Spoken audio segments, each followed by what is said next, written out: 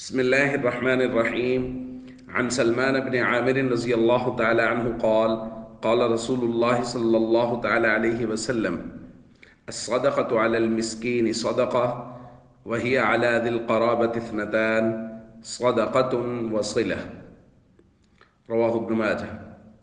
نبی کریم صلی اللہ علیہ وسلم نے ارشاد فرمایا، مسکین و فقیر کو صدقہ دینا صرف صدقہ ہے، اور رشتہ دار کو صدقہ دینا دو چیزیں ہیں، ایک صدقہ اور دوسرا صلہ رحمی۔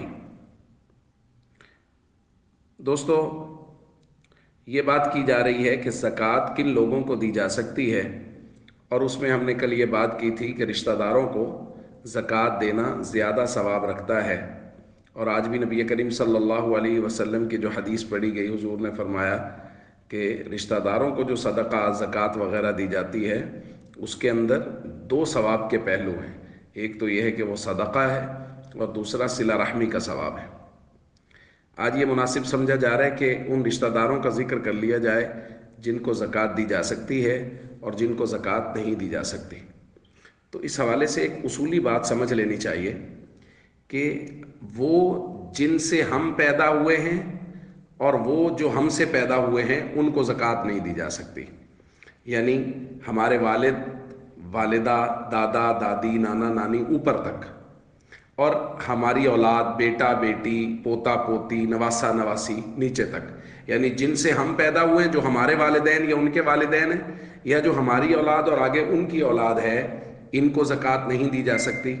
اور شوہر بیوی کو اور بیوی شوہر کو زکوٰۃ نہیں دے سکتے۔ اس کے علاوہ ہر رشتہ دار کو زکوٰۃ دی جا سکتی ہے۔ بھائی بہن کو زکوٰۃ دے سکتا ہے، بہن بہن کو زکوٰۃ دے سکتی ہے، بہن بھائی کو زکوٰۃ دے سکتی ہے، خالہ کو، پھپھو کو، ماموں کو، چچا کو، تایا کو، ان سب کو زکوٰۃ دی جا سکتی ہے۔ آگے ان کی اولادوں کو، خالہ زاد بھائی، پھپھو زاد بھائی، ان کو زکوٰۃ دی جا سکتی ہے۔ تو ان سب رشتہ داروں کو زکوٰۃ دینا جائز ہے، نہ صرف جائز ہے بلکہ رشتہ داروں کو زکوٰۃ دینا وہ زیادہ افضل اور پسندیدہ ہے۔ اس لیے حکم یہ دیا گیا ہے کہ سب سے پہلے زکوٰۃ کا حساب کرنے کے بعد زکوٰۃ نکالتے وقت جب ہم دیکھیں کہ ہم نے کس کو دینی ہے، تو سب سے پہلے اپنے اعزاء اقربا اور اپنے رشتہ داروں میں دیکھیں، جو مستحق ہو ان کو زکوٰۃ دی جائے۔ اور یہ بات درخواست کی جا رہی ہے کہ زکوٰۃ دیتے وقت ان کو یہ بتانا ضروری نہیں